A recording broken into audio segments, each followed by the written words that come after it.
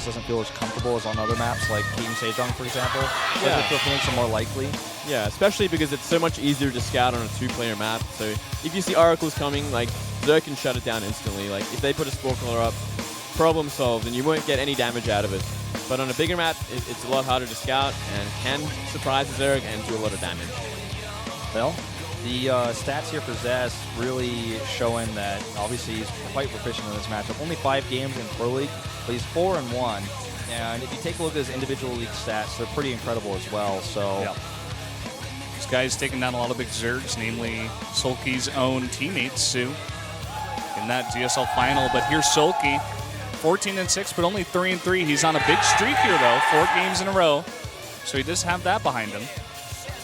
I mean, 14-6 is pretty incredible as a win ratio to have. He's in the 100 wins club in Pro League as well, and that's a pretty sick streak. Even though he hasn't looked as strong in individual leagues this season, and even last season, a lot of people were expecting to go to the finals. He couldn't quite do it. I have to say, I think he's still the best Zerg player in the world, and Zest he's not as strong in round 4 as he has been in previous rounds. Let's go ahead and jump now. Finally, no more delays. No more waiting into Habitation Station for game number 2 to find out if we'll see Zest tie us up here for 1.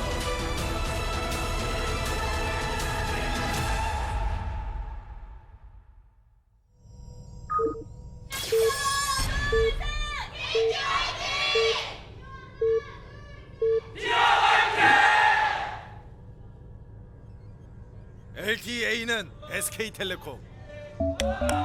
Up here in the top right in the red for KT Rolster, it's Zest. And to the left side of the map, they call him the best Zerg in the world. It's Soulkey. He's got that pin on his shirt for a reason, which is that he won a GSL. That is the reason, in fact. That is the reason.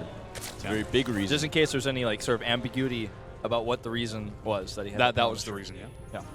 Was Zest wearing his? Doesn't look like it. No, actually. Just wants to keep it like really humble. He doesn't want to remind anybody he was once a GSL champion. Got to have pride. Like he took the last train from somewhere. Wow. That's an expensive train ride, somewhere. too. It's like almost $10. Well, let's see. Soulkey actually going blind here. See if he goes blind pool first, because I think that's a pretty good idea if you're going to not drone scout. Yeah. He's done it before. Well, he could either go hatch first or he just go for a 15 pull and be safety where he doesn't really need to scout. So we'll have to wait and see exactly how risky he wants to play it. We're up to 200 minerals, and there's the pool. Yeah. All right, so he's going to play a safe game. Not going to bother fighting the cannons or anything like that. He's going to do it all in due time, and definitely the right choice against the Forge. Yeah.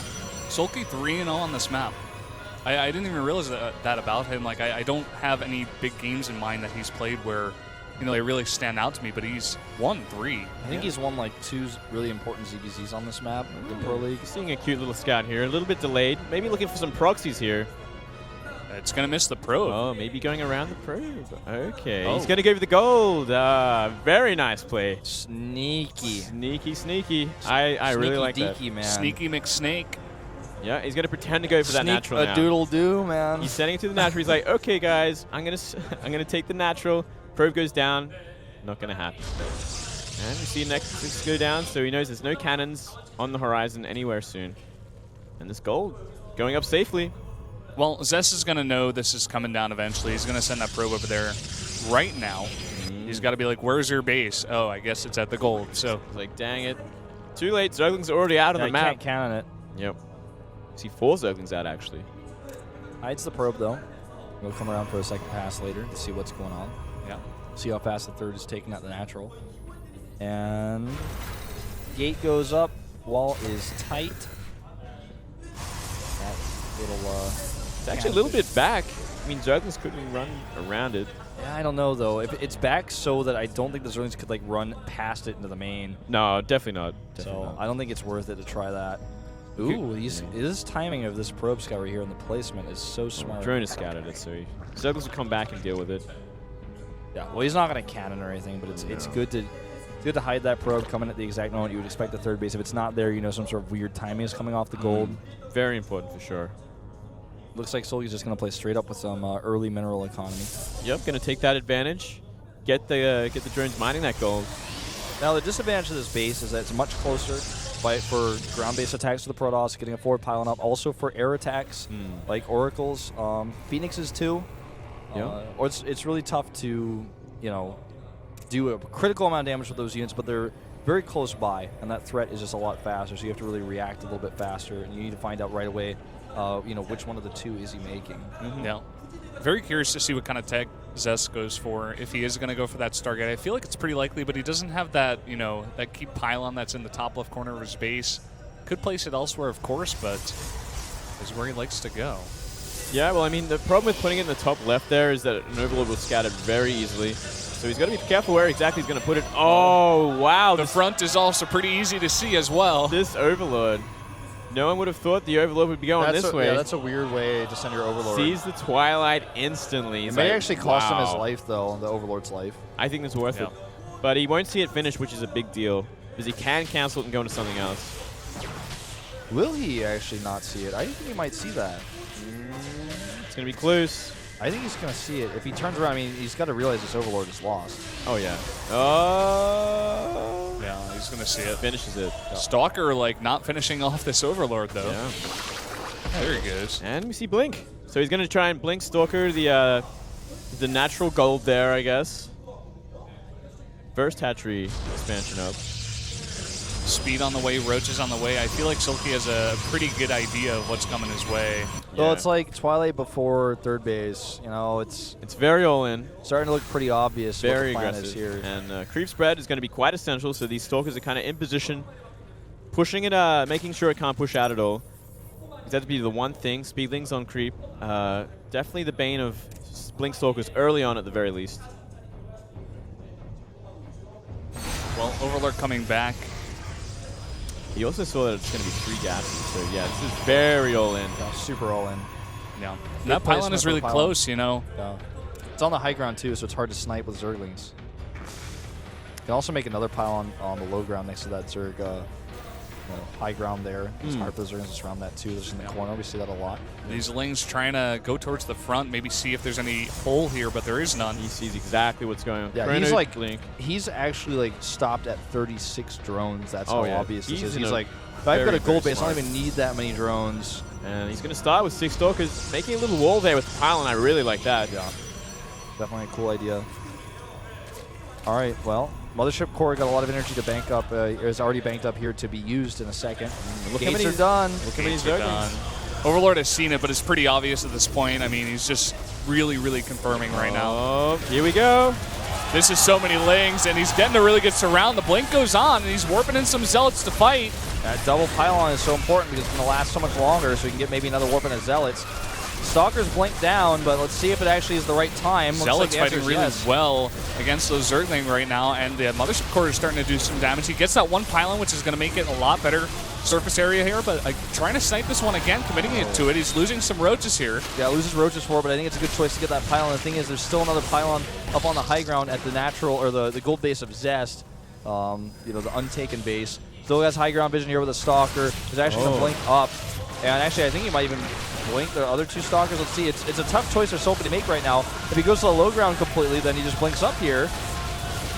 And he's got a great position here. The Time Warp is really good. Time Warp is huge. Some Zerglings trying to come in here, trying to get some good surrounds here, but the position out of Zest with these Stalkers is decent, but fighting with the drones, there's not that many Stalkers here on the top. The problem really being that the Stalkers have nowhere to run now. He doesn't have enough energy for a recall, and he's lost everything. There's no way he's going to take a third base now. Wow. And Soulkey essentially clinched a win here. He played it perfectly. He scouted exactly what he needed to see with that Overlord, made the perfect amount of units, perfect composition, and defended everything. The scout on the Twilight Council was so huge. Oh, it's the game changer. It's the one thing you can't be scouted like that. Scouting 3 gas and a Twilight Citadel. And then even seeing the gates in the main was like he already knew, but then there was no ambiguity. It was well, I'm pretty sure it was this. Now I'm 100% sure he's doing this. I've seen the gates. I'm not going to make a single additional drone. Yep. Oh, good position here with the Stalkers. Yeah, it gets 3 free roaches essentially. Trying to come back here. He's going to pick off that pylon, it looks like, and that might be the nail in the coffin. Zest trying to do some nice blink micro. Soulkey does get that pylon. Those Zerlings were absent from the fight, though, while they were getting that pylon. That's why he's still around over here. Mothership Core getting closer to recall energy, but he doesn't want to lose it. I think it might actually just push him and recall. Well, or at least like coming back go for back now. and then maybe like harass with the Mothership Core and recall. Okay, it's fine. I was confused there for a moment. And Roach Speed almost finished too, and we're going to have Burrow on the way as well. No detection out on the map so far for Zest, so this is pretty much going to shut it down completely once Burrow's finished. Yep. Zest actually supply blocked right now. He's banging up those minerals and gas. They're actually just going to continue the all-in. That's what this pylon on the high ground is for. That's why these Zerlings come to trick for it. Very nice. I don't know why he canceled those. I guess because he thought the Zerling was going to get vision and the Roaches would burst it down. Yeah, I think he was like, Roaches are going to just want to one-shot them essentially. But that means he doesn't actually have those to warp units right now, and he is still further almost supply block. So you got to kind of be careful of force fields at the moment though. He doesn't want to get those cut in half before Burrow's finished. Burrow's going to make it a lot easier. Time warp goes down, and the blinks are good. The force fields are good as well. Trying to blink micro his way out of this, getting some really efficient trades, but is it enough? It doesn't look like it, but here's another warping of Stalkers on the high ground. Even the Mothership doing its damage from above, and there's that Burrow. And now what he needs to do is, oh my god, he's doing a clear cannon up here. The Roaches just regen so much with that Burrow. Yep, trading for everything. No sentries left. They don't have the movement though, so he does have them trapped here. And he's actually going to blink up here and try to fight against this. Bold move here, but has to get something done. There's no Zerglings really on the map, and that really hurts him. Just 2. Now he can actually blink down and away to safety. Oh my god, he's actually got enough to deal with this. Oh my god. What? What is He's going on? lost so much mining time at this base. That base right now is not mining at all. He's trying to regroup. Soulkey is. Get some good traits here. A lot of these Stalkers low on health, and he's picking off a lot. He is picking off a lot, man, but this base is not mining. Look at the supply. It's now finally a supply lead, an army supply lead for Zest here. Still no observer. But it doesn't even look like he needs it. He's got him trapped, and the Zealot's coming from behind now. That base is going to go down. That's a lot of lost production here. What a comeback here for Zest. Would have never thought it possible. He was looking dead, man. Soulkey looked like he had this held, but that Roach fight before Burrow was done, I think that did the trick. He fought off creep in an awkward position. His Roaches got cut in half. It was just too cost inefficient, and he didn't have enough Roaches to deal with his blinking. Yeah, well, Stalkers blink to the back to deal with the reinforcing Roaches here. Time warp goes down. Even the Queen is assassinated now. And here we go, blink forward to finish the game. GG. He's done it, and the fangirls go crazy. Zest ties it up.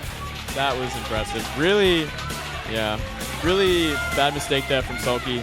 Fighting in the middle there. Never giving up, though. You know, your opponent's bound to make mistakes every now and then, so. Yeah, and I mean, Stalkers are definitely maneuverable in a way that you can make good comebacks. Sure, look at Hero earlier against Bjell. Yeah, Hero versus he Bjell. made that go for way too long with Blink Stalkers, for sure. So, Stalker's pretty good unit. You can quote me on that. Yep. Wolf 2014. Stalker's a pretty good unit. Yep. I definitely coined that phrase. So really felt like Soulkey had that in the bag too. Yeah, he really did. I mean, I was certain. I even said, you know, that was basically game when he lost all those Stalkers. So careful with his pylons on the high ground. And it's awkward to fight off creep when you've got 2 points of high ground you're fighting against. The point of your own base, and then the point at your opponent's gold, where he's constantly playing up there. And when he lost all of his Zerglings, he didn't have enough larvae to keep making those. Yeah. And then, like, if you blink up to the gold base where Soulkey's mining, if there's Zerglings there, it's no problem. But if there's only Roaches, and the Roaches take so long to walk up there, if you blink back down, you repeat the process. It is such a hard position to hold, for sure, especially when your army isn't overwhelming. Like it was originally, like he traded so well against those Stalkers to begin with. Didn't have the creep spread to go out there, though, so it wasn't as comfortable as he'd like it to be, and yeah, all it took was a bad engagement. Mothership Core giving high ground vision constantly as well is just a big pain for the Zerg. That Mothership Core is so annoying. His Burrow, like, if he had just waited and not been so aggressive off creep when his Burrow finished, I think he would have had an overwhelming amount of Roaches. Oh, easily, for sure. Well, we're going into a Protoss versus Protoss next up. I think we're going to take a break, but we might skip it since we already took a 2-minute break earlier. Only time will tell. I think we're going to go for the skip. I think we're going to go for the skip as well. Moonglade, predictions on the break? We're going to skip it, guys. That's what I'm predicting. Moonglade with the final call. He's like, okay, we're going to skip it. We're going to skip it, guys. So even if we go on a break, we're casting through it, all right? Protoss versus Protoss on Frost. We're actually going to a break.